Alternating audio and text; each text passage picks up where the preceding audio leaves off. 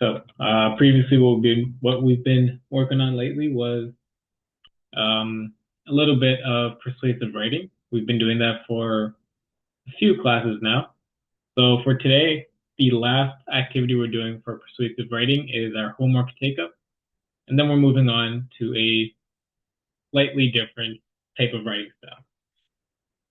So before we get into that, though, let's do our homework take-up, and then our vocab, and then our lesson plan. So right now, here is our homework take-up. This is the homework that was assigned from last week. It says, this time you are taking on the role of a detective who has knowledge about solving a high-stakes case. Write a paragraph about the following topic.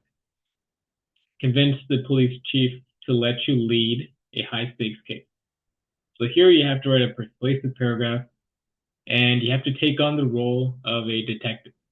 So you have to say things that are relevant to a detective, things that would sound believable, and try to convince the police chief that you're the best choice.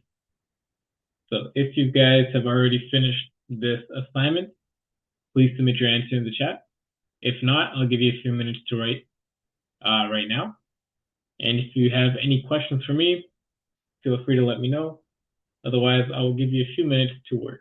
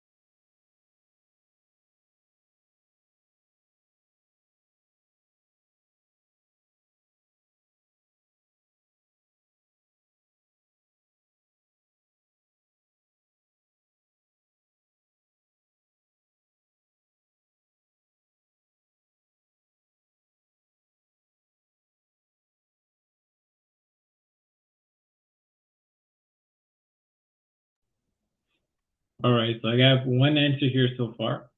If anyone else is still completing their answer, I'll give you another minute or so to submit.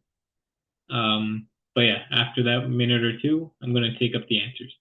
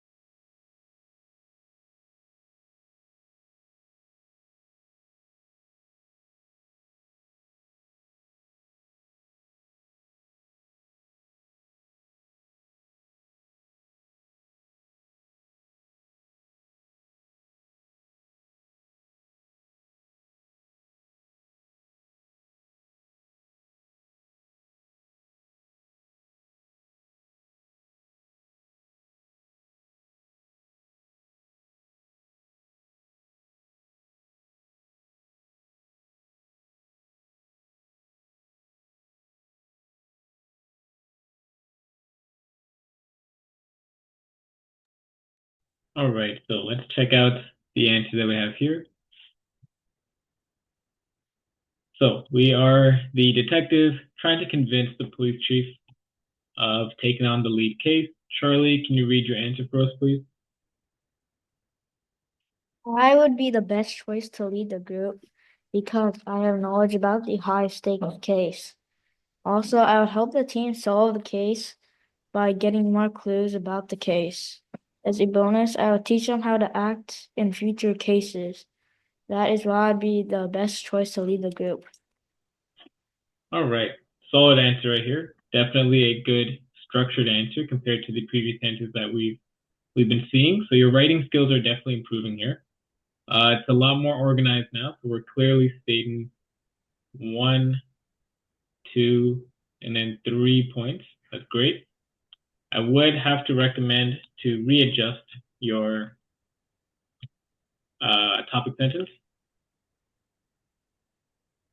So the way your topic sentence should look is you either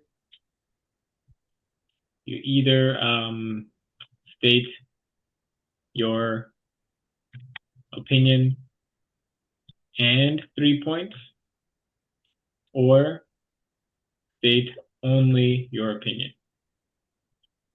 So that means you either state this as your entire sentence and that's it, or you state all three of your points.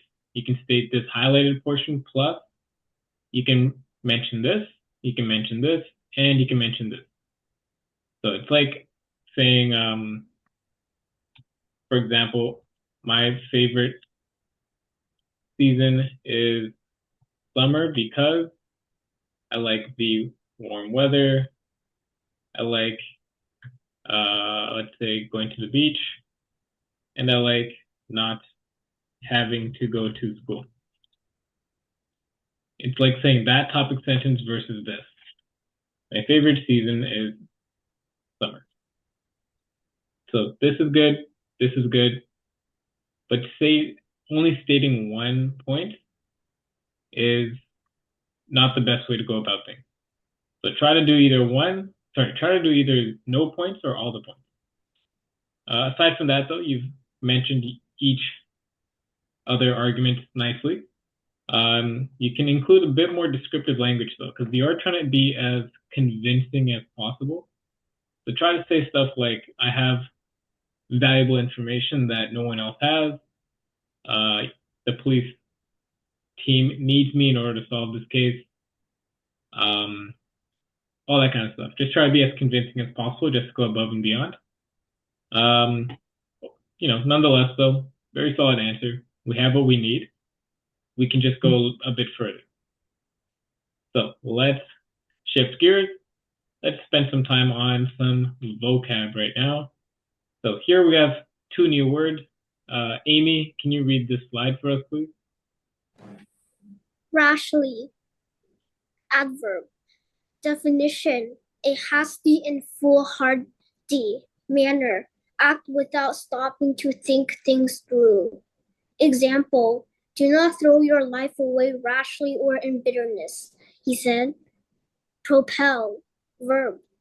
Definition: cause to move forward with force, to push. Example: he rocked back and forth in his seat, gripping in the frame of the car, trying to propel his body out of the vehicle. All right, excellent job. So we have 2 words here. One is an adverb, which describes a verb, and the other one is a verb. Rashly, this is to do something in a hasty manner. So what does it mean to be hasty? It means to rush. It means to do things very quickly without even thinking. So if you are acting in a rashly manner, you are doing things without thinking. So in this case here, do not throw your life away rashly, meaning don't throw it away without thinking about, some other opportunities. And in this case here, rashly is describing the verb throw. The next one is propel. This one is pretty simple. It is to move something forward, to push something forward. Yeah, that's about it. To move or push something going forward. So here, he is talking about trying to propel his body, trying to push his body forward. So using these two words, rashly and propel, I want you guys to write a short story or a paragraph, roughly 4 to 5 sentences, about this topic. Your topic is your character is stuck in a tight spot. It could be an elevator, a vehicle, whatever you want. Write about their experience trying to escape. So I'll give you guys around 7 minutes or so to complete this, and we'll take it up whenever you are ready. I'm going to put the prompt in the chat, and I'll put the definitions back on the screen. If you have any questions, let me know.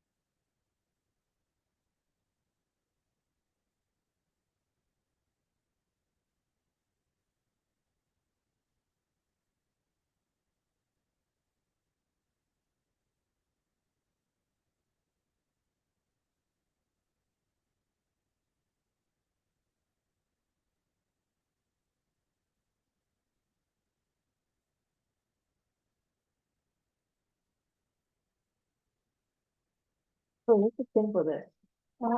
1011.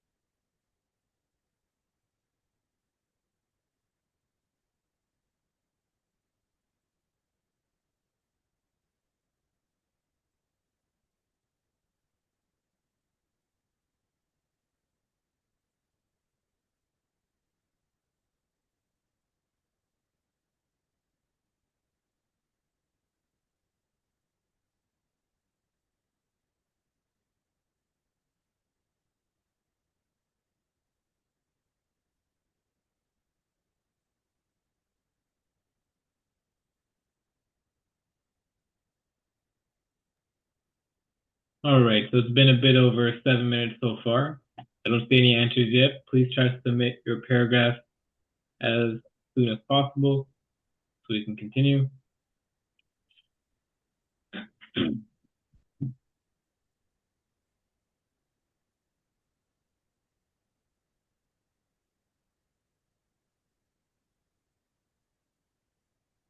All right, so I got one paragraph here.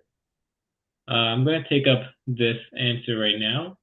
And if any other paragraphs come in, please submit them and I can take them up too.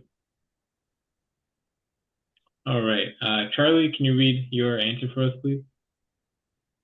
One day, Bob was riding in an elevator when suddenly it stopped. In a state of panic, he made the rash decision of pounding on the elevator, but nothing happened. He then pressed the emergency button, propelling his finger as fast as he could. Thankfully, Bob was saved and was not harmed. All right, nicely done. So we're using rash instead of rashly. So the reason I wanted to pick the adverb is so that we can practice using different parts of speech. For example, we use rash to describe a noun as this is an adjective. I want to see if we can make our writing a little creative and try to use it in an adverb. And we still can. We can still edit this a little bit to make it an adverb. As for propelling, excellent job. Press the emergency button, propelling his finger as fast as he could. Yeah, not too bad. Yeah, I think we can add a little bit more detail there to make it make a little bit more sense. Let's start off with rash though. So he made the rash decision of pounding on the elevator. Makes sense, but let's turn it to rashly.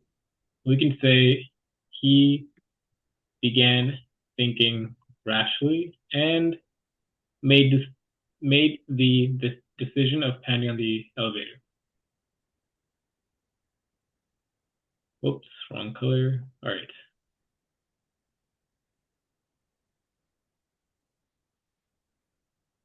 All right, so in a state of panic, he began thinking rashly and made the decision of pounding on the elevator, but nothing happened. He then pressed the emergency button, propelling his finger as fast as he could. Instead of finger, because it does sound a bit weird to propel your finger, if we're propelling our fist, that would sound a bit more appropriate and add a little bit more action to our scene. So we can say propelling his fist.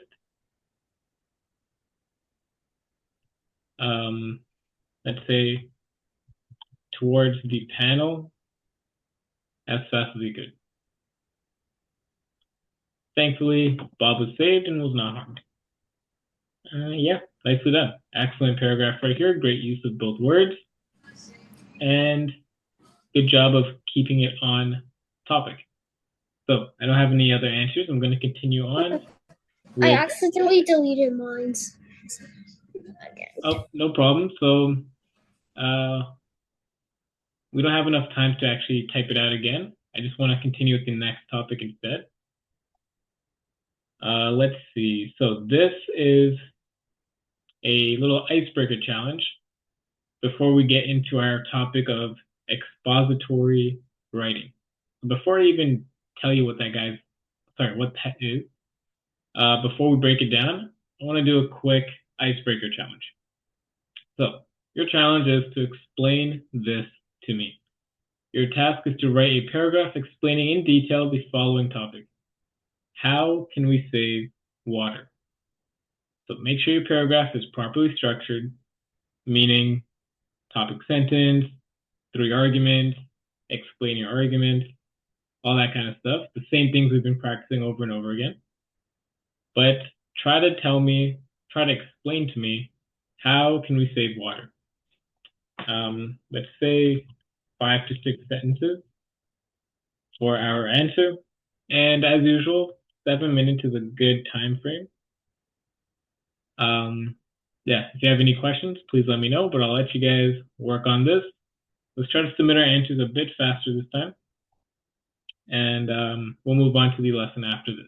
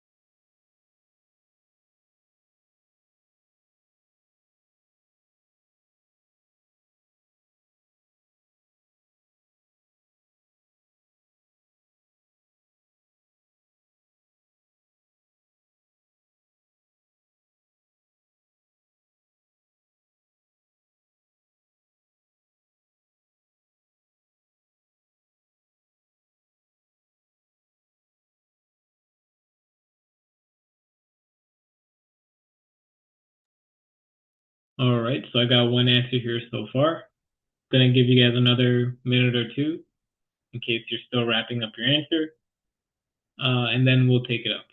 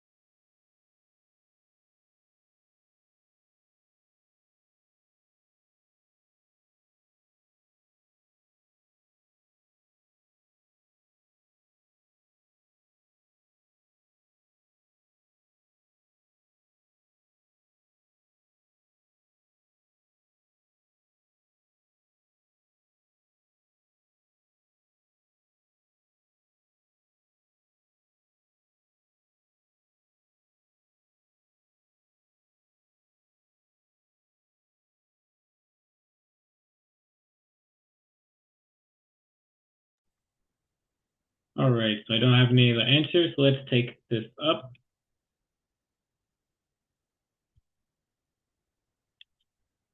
All right, Charlie, can you read your answer for us, please? We can save water by not turning the faucet on when we don't need it, taking showers instead of baths, and fixing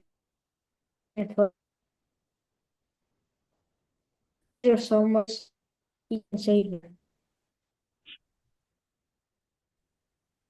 All right, nicely done. So the structure in which we wrote our answer here is a very solid topic sentence right here. We have our topic, which is we can save water by, and then we're going to list the three things. So by not turning on the faucet, taking showers instead of baths, and fixing your toilet if it leaks. Perfect. Excellent job. What I am looking forward to in these paragraphs, after you list your three arguments, is to further explain each argument. So if your topic sentence has three arguments there, then it would be nice to have a sentence explaining each argument.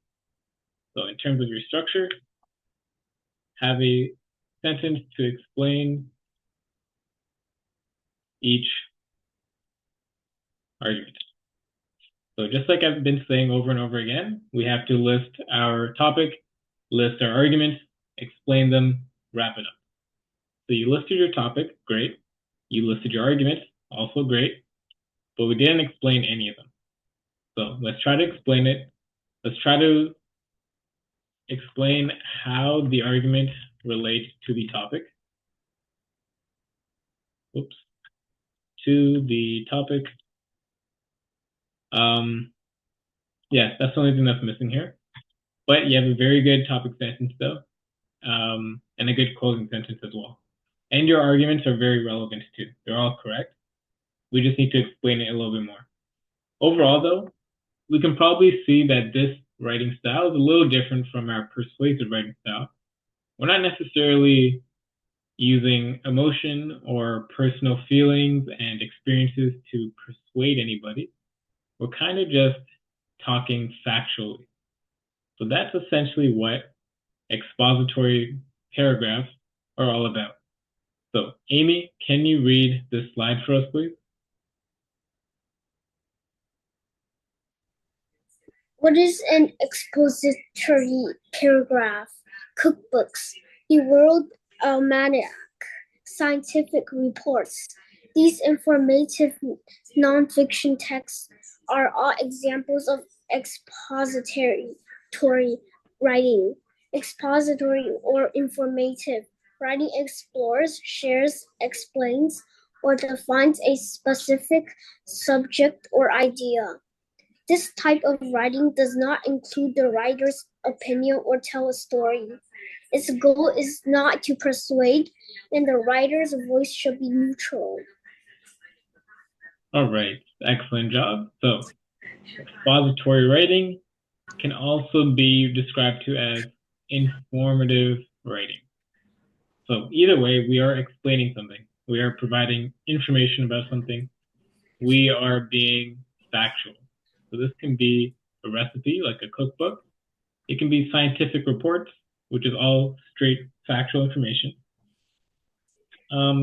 Overall, we are not trying to write about our opinion. We're not trying to tell a story, and we are not trying to persuade anybody.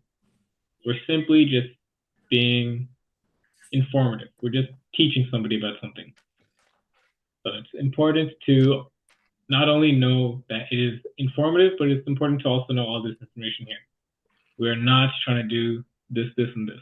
Tell a story, be persuasive, use our opinion. All of that's for a different writing style. So let's keep it going here. Charlie, can you read this slide, please? Expository writing is one of the most straightforward yet challenging writing types since it requires writers to present ideas and relevant evidence in an organized, concise, and precise manner. The main aim of an expository paragraph is to provide an effective explanation of a topic, while a descriptive paragraph strives to describe a subject and a narrative paragraph seeks to show personal growth. An expository paragraph tries to explain a topic or a situation. Thus, expository paragraphs are written as if the writer is explaining or clarifying a topic to the reader. All right, very well done.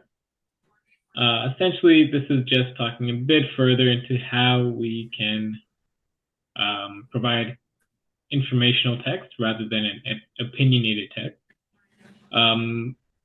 Basically, what this is saying is to just be straightforward. Don't really try to play around with your words. Just get to the point. Present your ideas. Present any relevant evidence, and keep it organized. Keep it concise. Make it all relevant to each other. So make your arguments relevant to your topic. Make your evidence relevant to your argument. So, pretty much the same information that we've already been discussing. So here, I'll explain this part.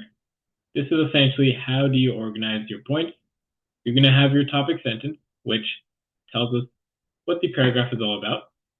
You can either state your topic by itself, or you can have your topic plus your 3 arguments. Either way works just fine, but that would be your topic sentence. After that, you're going to have your body sentences. These are the ones that present your categories, they present your arguments, and they present the evidence that backs up your topic. And then wrap it all up with the closing sentence. So let's check out this example of an expository paragraph. We're going to read this paragraph, and then we're going to answer a few questions that are on the next page.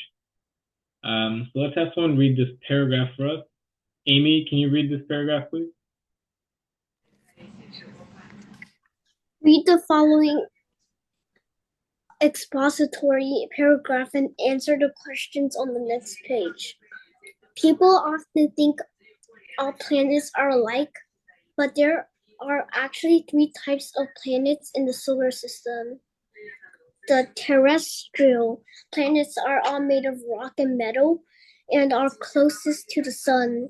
These include the mid-sized planets Mercury, Venus, Earth, and Mars. They rotate slowly and don't have many moons. Farther from the sun are the planets called gas giants: Jupiter, Saturn, Uranus, and Neptune. They are called gas giants because they are formed from gases such as hydrogen and helium. Gas giants rotate fast and have many moons. Finally, planetoids are objects made up of rock and ice and are too small to be true planets. Planetoids sometimes even get rock and ice and are too small to be planetoids sometimes even get pulled into a planet's gravitational field and become moons themselves. Whether they are terrestrials, gas giants, or planetoids, the planets in the solar system are fascinating. All right, very well done. Thanks for reading. So, in regards to this paragraph right here, let's see if we can answer a couple questions. We'll do the first one, we'll take it up, and then we'll do part 2. So question 1 simply says, identify the main idea of the passage. So what is this whole paragraph trying to teach us? So essentially, in one sentence, summarize the whole thing. So I will put the question into the chat, and I'll put the paragraph back on the screen, and I'll let you guys work. This shouldn't take too long, so I'll just give you guys a couple minutes, like 3 minutes or so, 3 to 5 minutes. If you have any questions, let me know.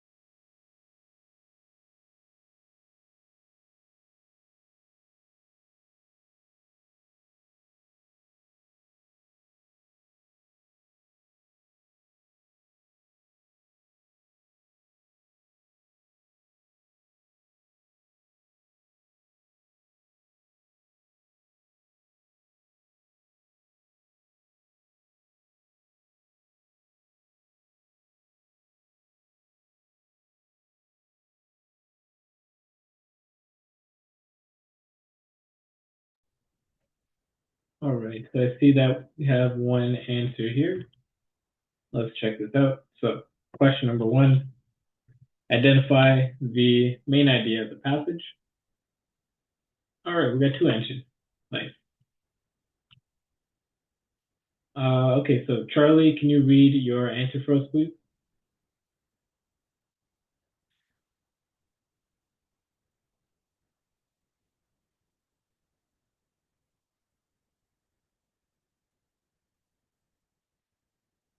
Charlie, whenever you're ready, you can unmute and you can read.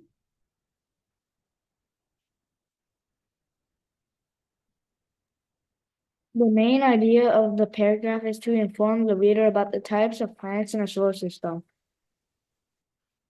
All right, so this is straight to the point and an excellent answer. Absolutely correct. The main idea is to inform readers about the different types of planets. Perfect. Nothing I can change here. Very nicely done. Amy, can you read your answer for us, please? The main idea of the paragraph is about the 3 types of planets in the solar system. One type is the one closest to the sun, which was made of rocks and metal. The second type is the ones farther from the sun, which are called gas giants. The third type is the one farthest from the sun, which are called planetoids. Because they're so small, they are not real planets. All right, nicely done. So this is a much longer, much more in-depth version of what I was looking for. So this information right here, your first sentence, is perfect. This would have been a perfect answer. This is all I needed. The main idea is talking about the 3 types of planets. Excellent answer. All this information right here is technically correct, and it is a good summary. Sorry, it is a good retelling of the paragraph, but it doesn't summarize anything.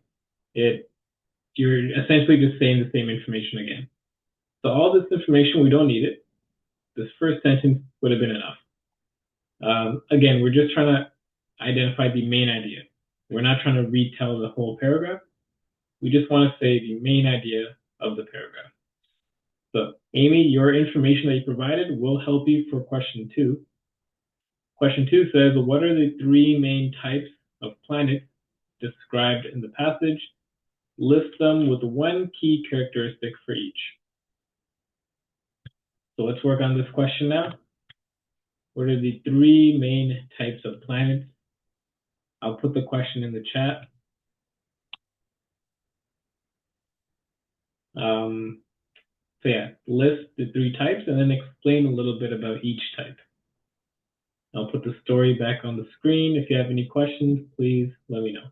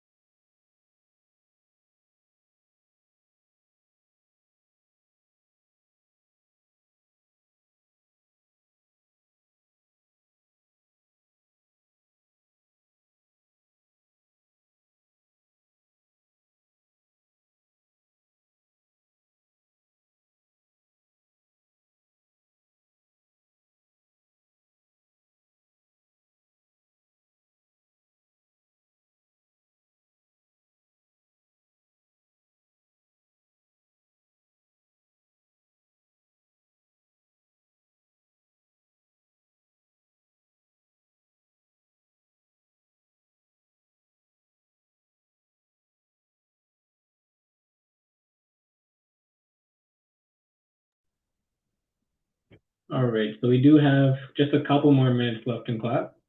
So please try to submit your answers for this question as soon as you can so we can take it out. So yeah, another minute or two to quickly wrap up your answer so we can correct them in class.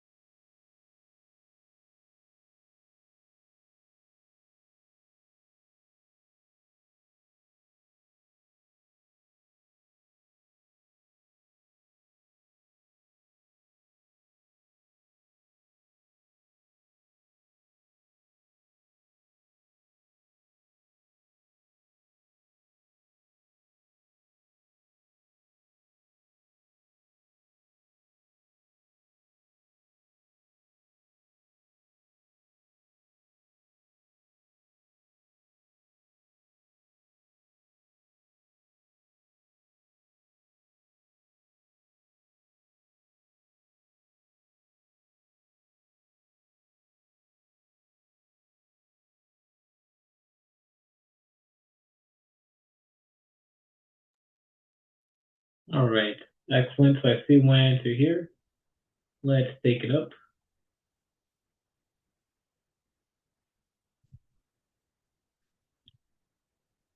All right, Charlie, can you read your answer for me, please? The three types of planets in the solar system are terrestrial planets, gas giants, and planetoids. The terrestrial planets are the planets closest to the sun. The gas giants are made from gases such as hydrogen and helium.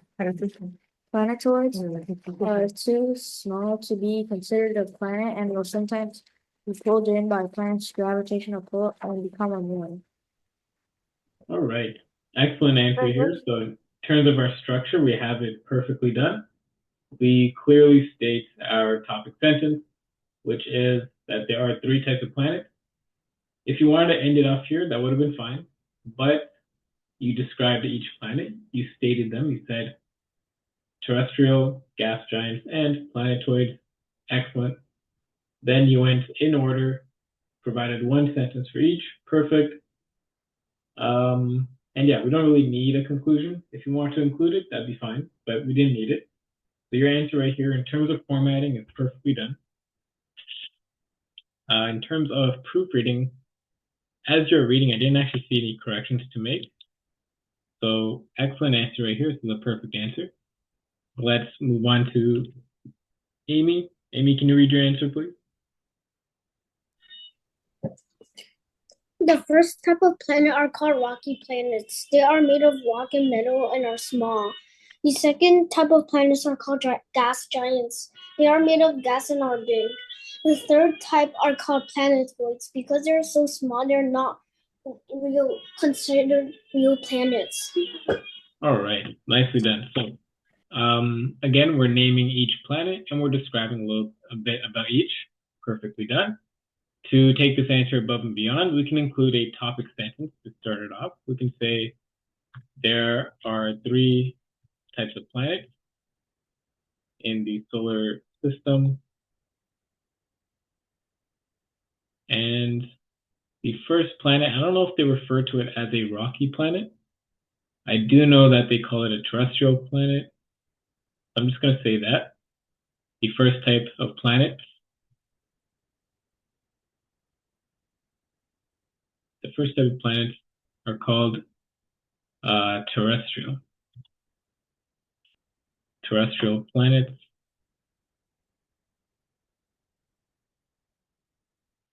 They're made of rock and metal and are small. Second type of planet are gas giants. They're called gas giants. They're made of gas and are big. The third type of planets are called planetoids.